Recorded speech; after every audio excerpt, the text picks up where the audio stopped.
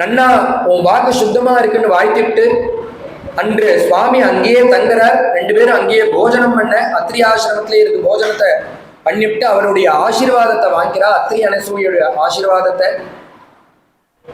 முடிஞ்ச உடனே சுவாமி வந்த காரியம் என்னன்னா உள்ள மகாரண்ய பிரவேசம் பண்ணணும். பிரவிஷ்யது மகாரண்யம் தண்டகாரண்யம் ஆத்மவான். இப்படி சுவாமி காட்டுக்குள்ள பிரவேசிக்கிறார். காடுகள்ல இருக்கக்கூடிய ரிஷி கணங்கள்லாம் பார்க்கறா. ஒரு உருவம் நடந்து வருது. தூரங்கள்லேருந்து பார்க்கறா. அவருக்கு ராமர்னு தெரியாது. அப்படி எட்டி பார்க்கறாளா. ஒருத்தருக்கு ஒருத்தர் பேசிக்கிறா. ஒரு கவி வர்ணிக்கிறார். என்ன பேசினா அங்க இருக்கிற ரிஷிகள்னா, யாரோ ஒருத்தர் நடந்து வராரு, யாருமா அதுங்கிறா. மற்றொரு ரிஷி கேட்கிறார், நாயம் பிக்ஷுஹு. இப்ப வரவர் யாரு? எட்டியிலேருந்து பார்த்தா ஒரு பிக்ஷு போல தெரியறது. சன்னியாசியோ அவர் அப்படின்னு அங்க இருக்கிற ரிஷியில ஒருத்தர் கேட்கிறார். உடனே இன்னொருத்தர் சொல்றார், பிக்ஷு கிடையாது அவர். பார்த்தா பிக்ஷு போல இல்லை. ஏன் சன்னியாசி போல இல்லை, பிக்ஷு போல இல்லைன்னா பக்கத்திலேயே பாடுறா. பக்கத்துல பார்ப்பா ஒரு பொண்ணு இருக்கா. வர யுவதிமானு. கூட பெண் இருக்கிறதுனாலே அவர் சன்னியாசி இல்லைன்னு தெரியாது. சன்னியாசாசிரமத்துல இல்லை. அப்ப அவர் யாரு? அவாத்து மாமி அவாத்து மாமியோட அவர் கூட வந்திருக்கான்னா அவர் யாரா இருப்பார் அப்படின்னு இன்னொருத்தர் கேட்கிறார். திதிக்ஷுஹு. ஒருவேளை அவர் திதிக்ஷுவா இருப்பாரோ ரிஷியா இருப்பாரோன்னா, ரிஷி பத்னியோட வந்திருக்காளா அப்படின்னா அவர் ரிஷியும் இல்லப்பா. ஏன் ரிஷி இல்ல சொல்றேன்னா, தனுஷ்மானு. கையில பார்த்தேன்னா ஆயுதம் இருக்கு. வில்லு அம்பு கையில இருக்கு. அப்ப ரிஷியா இருந்த ஆயுதங்கள் இருக்காது. சரி, அப்போ ஒரு வீரரோ ராஜ குடும்பத்திலேருந்து வந்த குழந்தைகளோ, ராஜ்ய புத்திரஹா. வில்லு இருக்கிறதுனால ராஜாங்கத்து குழந்தைகளோன்னா அதுவும் இல்லை. ராஜாவினுடைய குழந்தைகளும் இல்லை. யார் அவர்னா, நகி ஜட்டாஜூடபாரம் ததானஹா. ராஜ குடும்பத்து குழந்தைகள்னு சொன்னாமே. ஆனா நெத்தியில தலைக்கு மேல பார்த்தேன்னா ஜட்டை இருக்கு, மரவுரி தரிச்சுட்டு இருக்கா. அப்ப அவளும் இல்லை. அப்ப யார் தான் வந்திருக்கிறதுன்னா, வியாதஹா. தலைக்கு மேல அப்ப ஜட்டை இருக்குன்னா ஒருவேளை வேடனா இருப்பானோ. வந்தது வேடனான்னா இன்னொருத்தர் சொன்னாரு அது வேடனும் கிடையாது. நாயம் வியாதஹா. நாயம் வியாதஹான்னு அப்ப யாருன்னா நவகணதரஹா. வேடன்கிற ஜடையினால வேடன்கிற நீ, ஆனா வேடன் கிடையாது. அவருடைய முகத்தை பாரு. நவகுணதரஹா. ஒரு எத்தனை குணங்கள் அவருடைய முகத்துல பிரகாசிக்கிறது. வேடனா இருந்தான்னா பிராணிஹிம்சை பண்ணணுங்கிற எண்ணம் இருக்கும். அதனாலேயே முகத்துல வேறொரு பாவம் இருக்கும். எங்க மிருகம் இருக்கு, எப்ப அதை அடிக்கலாம் அப்படிங்கிற ரஜோகுணம் அவன்கிட்ட இருக்கும். ஆனா இந்த மூர்த்தியை பாரு, நவகுணதரஹா. முகத்துல ஒரு அழகு சொட்டுறது, குணம் தாண்டவமாடுறது. அப்ப இவன் வேடன் இல்லைன்னா இவன் யாருன்னா, புண்ணியரண்யே நவகண ஷியாமல கோயமிதி. அந்த ரிஷிகள்லாம் சொன்னா, ஷியாமலவர்ணன் நம்மெல்லாம் செஞ்சு வீடு வாசலை விட்டு மனைவி மக்களை விட்டு காட்டுக்கு வந்து தபஸ் பண்றோம். நம்மளுடைய புண்ணியங்கள்லாம் உருவெடுத்து வந்த நவகண மூர்த்தி ஷியாமலன் அப்படின்னு அங்க இருக்கிற ரிஷிகள்லாம் பேசிக்கிறா. அப்பேற்பட்டதான ரூபத்தை எடுத்துட்டு சுவாமி ஆகர்ஷிட்டு அந்த மகாரிணத்துக்குள்ள பிரவேசம் பண்றார். ததரிஷராமோ துர்தரிஷா தாபசாசிரம மண்டலம். அங்க இருக்கக்கூடிய ரிஷிகளுக்கெல்லாம் சந்தோஷம் சுவாமியுடைய ரூபத்தை பார்த்து. எப்படி இருக்கு அந்த இடங்கள்லாம்? எப்படி இருக்குன்னா, குஷக்ஷீர பரிக்ஷிப்தம் பிராமியா லக்ஷ்மியா சமாவிருத்தம். அந்த இடமே ஒரு வைதிக ஸ்ரீயாக இருக்காம். எங்க பார்த்தாலும் தர்ப்பங்கள், எங்க பார்த்தாலும் குஷங்கள், அரணி பாத்திரம், அக்னிஹோத்திரசாலை. இப்படி பார்க்கறதுக்கே வைதிக ஸ்ரீயா இருக்கு. வேதத்தினுடைய சாநித்தியம் எங்க பார்த்தாலும் நிரம்பி இருக்கு. அதை ராமர் பார்க்கிறார். இப்படி காட்ட பார்க்கிறார். மிருகைஹி பகுபிஹி ராகீர்ணம் பட்சி சங்கைஹி சமாவிருத்தம். மிருகங்கள் கூட்டமாக இருக்கு, மான்கள் கூட்டமாக இருக்கு, பட்சிகள்லாம் கூட்டமாக இருக்கு. சுவாமி அப்படி இந்த ஸ்திதியை பார்த்து பிரவேசம் பண்றார் அரண்யத்துல.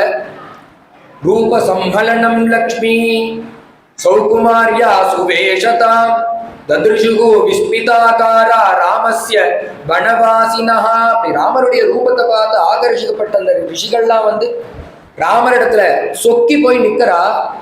எந்த ரூபம் அப்படின்னா, அர்த்தாவர்த்தித மந்திரம், அர்த்த விலசத்து சுவாத்தியாயம், அர்த்தோஜித பிரம்மோபாசனம், அர்த்தமுக்த ஹவனம், ஆதித்யாதி சர்வக்கிரியாங்கிறார். ஒரு கிரியா ரெண்டு கிரியா இல்ல. அந்த பிரபுவை பார்த்தோன்னா அவாவா பாதியில அந்தந்த காரியத்தை விட்டுட்டு வந்தா. எது போலன்னா சுவாமி பாகவத்துல சொல்லும் போது வேணுகானம் பண்ற காலத்துல இந்த கோபிகளை மனசுல வச்சிருந்து சங்கல்பம் பண்ணிட்டு வேணுகானம் பண்ற. அந்த கோபிகள் விட்டுட்டு ஆத்த விட்டுட்டு வந்துட்டா.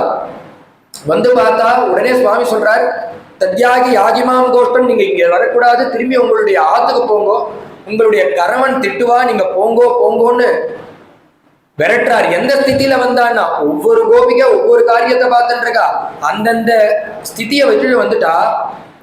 இப்ப இதனுடைய அவ உடனே சுவாமி சொல்றார், நீங்க இப்படி பாதியில விட்டுட்டு வரையிலே நீங்க போய் உங்களுடைய கணவனுக்கு, உடனே அந்த கோபிகள் கேட்கிறா, நாங்க ஏன் அந்த கணவனுக்கு ஏன் சேவை பண்ணணும்னு கேட்கிறா.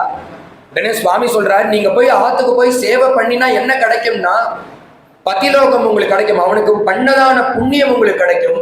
அந்த புண்ணியத்தினால கடைசியில என்ன வந்து அடைவேல்கிறார். உடனே கிருஷ்ணர் சொல்றார், எப்படியா இருந்தாலும் கடைசியில ஒன்ன வந்துதான் அடைய போறோம். நீங்க ஆத்துக்காரருக்கு போய் சேவை பண்ணி பதி சேவை பண்ணி அதனுடைய பலதாத்தா யாருன்னா நீதான். நான் அதுவே இப்போ நீ கூப்பிட்டுருக்க, உன் சன்னதிக்கு நாங்களே வந்துட்டோம். நாங்களே போனோம்னு நினைச்சாலே எங்களால போக முடியல. பாதோபதம் சலதா தவ பாதமூக பத பாவ தவ பாதமூலாது, உன்னுடைய பாத மூலத்திலிருந்து என்னுடைய பதங்கள் போக மாட்டேங்கிறது. நாங்க போனோம்னு நினைச்சாலும் போகல. ஏன்னா சாதனமான நீ இருக்கும்போது சாத்தியமான அந்த பதி எதுக்கு எனக்கு? அவருக்கு சேவை பண்ணாலும் கடைசியில நான் ஒன்னதான் வந்து அடைய போறேங்கும் போது நீயே எங்களுக்கு கிடைச்சிட்ட, இனிமே அந்த காரியங்கள்லாம் எங்களுக்கு எதற்கு? நான் ஆத்துக்கு போக மாட்டேன், சேவை பண்ண மாட்டேன்னு அந்த காட்டிலேயே இருக்கா அந்த கோபிகள்.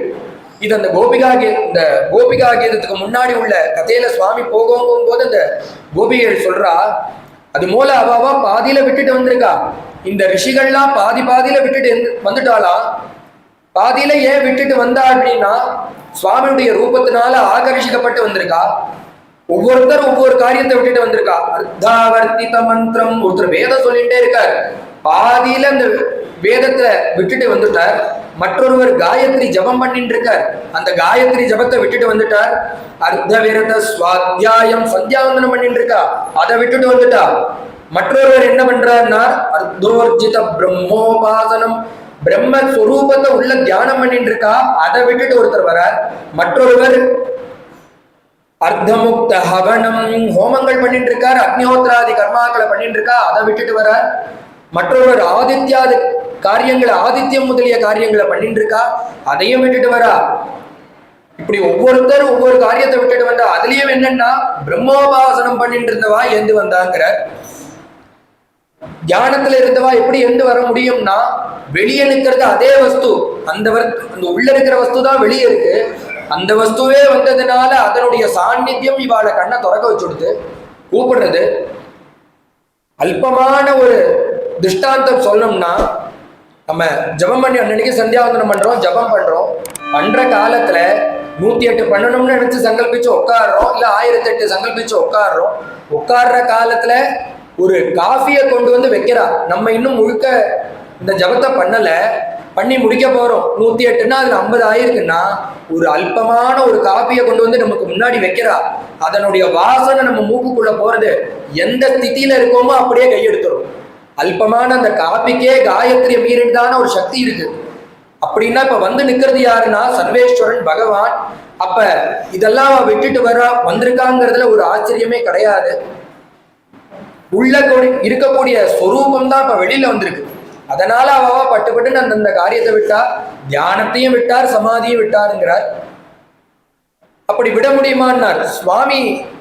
துருவச்சரித்திரத்துல சொல்றார், அந்த துருவன் நாரத உபதேசத்தினால காட்டுக்கு வர, காட்டுக்கு வந்து தபஸ் பண்றார். 6 மாச காலம் ஆகுறது. தபோக்னி தேவலோகத்தை தகிக்கிறது. உடனே தேவர்கள்லாம் போய் அங்க பகவான் இடத்துல, பிரம்மான இடத்துல சொல்றா.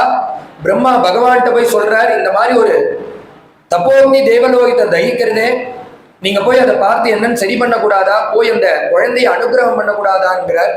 அவனுக்கு போய் தரிசனம் கொடுக்க கூடாதாங்கிறார்.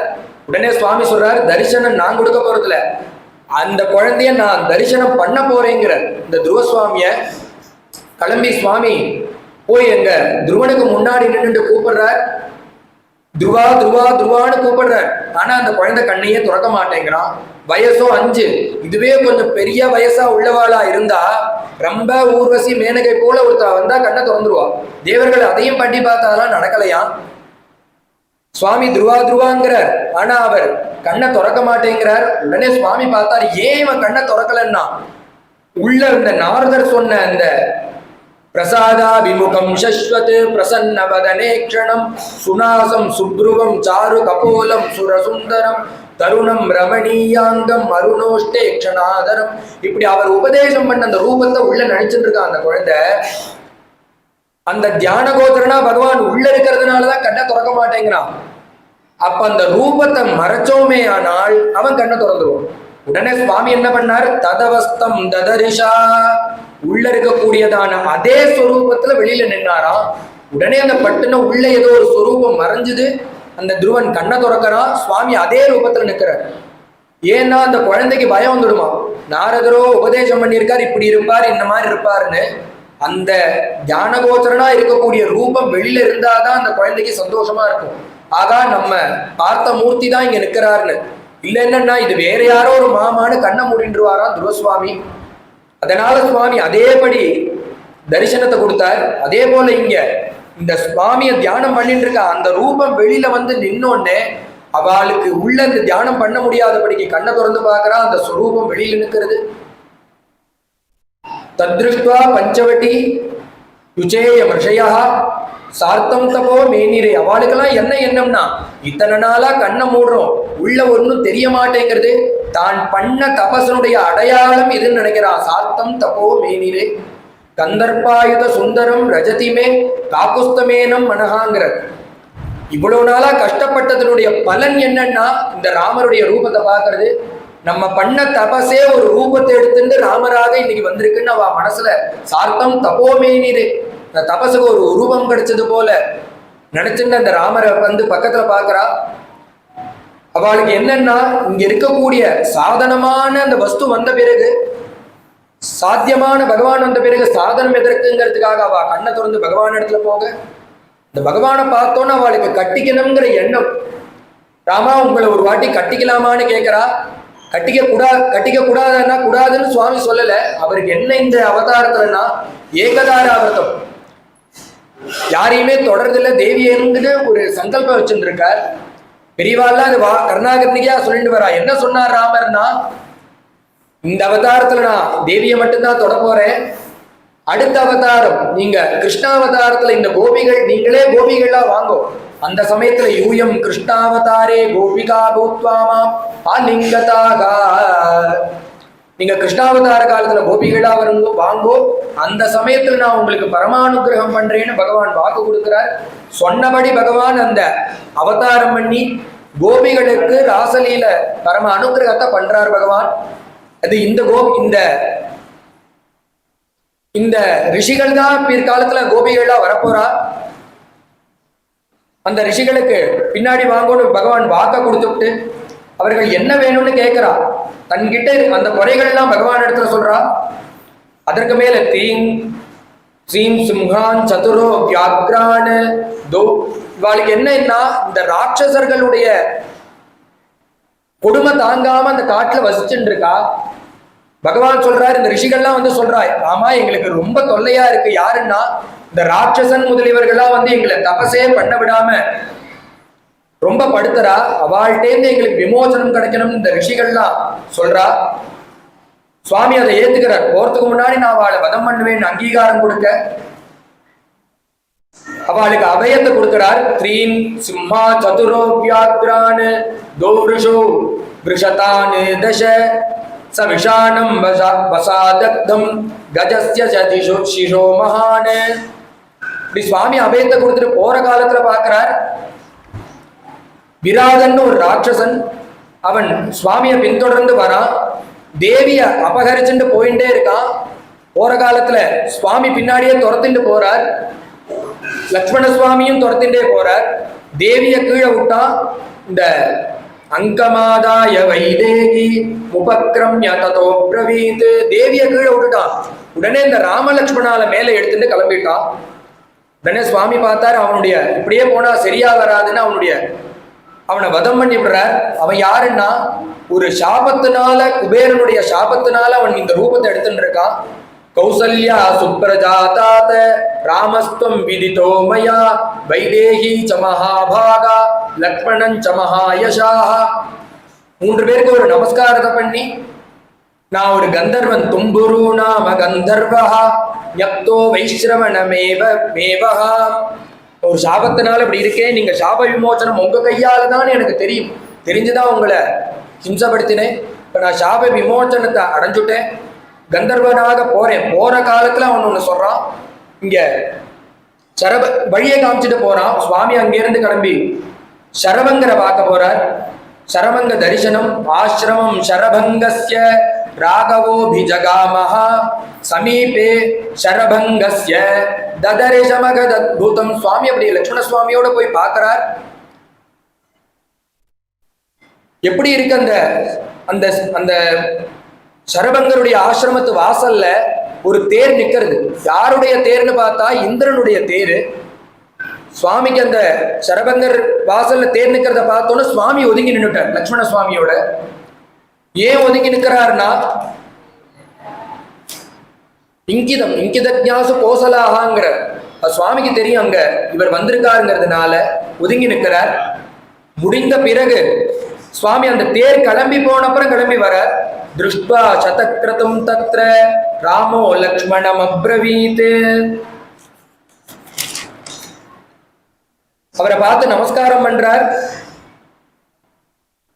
ராமரும் லட்சுமண சுவாமியும். உடனே அந்த சரபங்கர் சொல்றார், ராமா இப்பதான் இந்திரன் வந்துட்டு போறான். எதற்காகன்னா, எனக்கு பிரம்மலோகத்துக்கு நீங்க வரையலான்னு என்னை கேட்டுட்டு போறான். நான் வேண்டான்னு சொல்லிட்டேன்.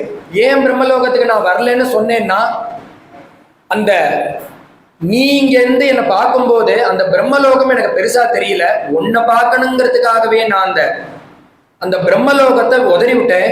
சரபங்கஸ்ச தத் சர்வம் ராகவாய ன்யவேதயத் பிரம்மலோகம் ந கச்சாமி த்வாம திருஷ்ட்வா பிரியா ஸ்திதிம். உன்னை பார்க்காத அந்த பிரம்மலோகம் எனக்கு தேவையில்லை, உன் பொருட்டு நான் அதெல்லாம் உதறினேங்கிறார். சுவாமி சொல்றார், நீங்க வேணா போங்கோ, நான் உங்களை எந்த லோகத்துக்கு வேணா அனுப்புறேன், நீங்க கிளம்பி போங்கோங்கிறார். அகமேவா கரிஷ்யாமி சர்வலோகானு மகாமுனே. நீங்க எந்த லோகத்துக்கு போகணும்னு சங்கல்பிக்கிறீங்களோ அந்த லோகத்துக்கு நீங்க போங்கோ, நான் உங்களை அனுப்பி வைக்கிறேங்கிறார் சுவாமி. உடனே அந்த ரிஷி சொல்றார், நீ கொடுத்து போறது போல நான் என்னுடைய தபசை வச்சுக்கலடாராமா. நான் நினைச்சேன்னா எந்த ஊருக்கு எப்ப வேணா போலாம், அந்த அளவு தபசை நான் சேமிச்சு வச்சிருக்கேன். பிரம்மசாச்ச பிரம்மாயாச்ச நாகபிருஷ்டாச்ச பிரதிகிருண்ணீஸ்வ மாமகானு. நான் நினைச்சேன்னா பிரம்மலோகல்ல வைகுண்டம் பர்யந்தம் போறதுக்கு எனக்கு தெம்பு உண்டு, அந்த தபசை நான் சம்பாதிச்சு வச்சிருக்கேன். ஆனா நான் போகாம இருக்கிறது யாருன்னா உனக்காக தான் நான் போகாம இருக்கேன். நான் பண்ண அத்தனை தபசையும் உங்ககிட்ட கொடுக்கணும். எல்லா காரியத்தையும் பண்ணிவிட்டு நம்ம என்ன பண்றோம், சந்தியாவந்தனாதி காரியங்கள்லாம் பண்ணிவிட்டு காயேனவாச்சா மனசா இந்திரியைர்வா புத்தியா ஆத்மனாவா பிரதே சுபாவாத் கரோமி எத்யதே சகலம் பரஸ்மை நாராயணாயதி சமர்ப்பயாமின்னு அவர் கையில அந்த ஒரு முட்டை ஜலத்தை விடுறோம். என்னன்னா எது பண்ணாலும் அவரிடத்துல பிரீத்தி அவர்கிட்ட கொடுக்கணும். நான் பண்ண தபசத்தனையும் உன் கையில கொடுக்கணுங்கிறார். ஏன்னா இந்த தபசை அவர் எடுத்துட்டு போனா அவர் பிரம்மலோகம் பர்யந்தம் தான் போக முடியும். இப்ப அவர் என்ன பண்ண போறாருன்னா இந்த தபசத்தனையும் ராமர்கிட்ட கொடுக்க போறார். ராமரோ சர்வேஸ்வரன் பகவான். இத்தனையும் என்னன்னா ராமர் அவருக்கு கடனாளியா மாறிடுறார். என்னன்னா வைகுண்டத்தை கொடுத்தே ஆகணும் இந்த சரபங்கருக்கு. அவர் கையில கொடுக்கறதுக்காக தான் நான் இருக்கேன்பா, உன் கையில கொடுக்கறதுக்காக. சரபங்கோ மகா தேஜா பிரவிவேஷ உதாசனம். அக்னிய மூட்டினார். சுவாமிக்கு நேரே அந்த அக்னியில இறங்கிட்டார். சரபங்க மோட்சம் சுவாமி பார்த்துட்டே இருக்கார். கரஸ்தி தேவி வைகுண்டேன்னு வைகுண்டத்தை கையில வச்சுட்டு சுவாமியை சாட்சியா நிறுத்தி அந்த அக்னியில இறங்கினார்.